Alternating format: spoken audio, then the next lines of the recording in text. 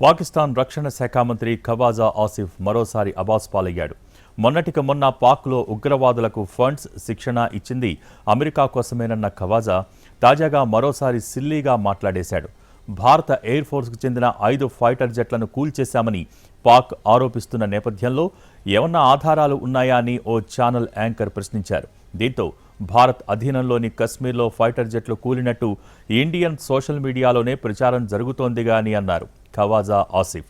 ఖచ్చితమైన సమాధానం చెప్పకుండా సోషల్ మీడియాను ఉదహరించడంతో యాంకర్ అవాక్కయ్యారు.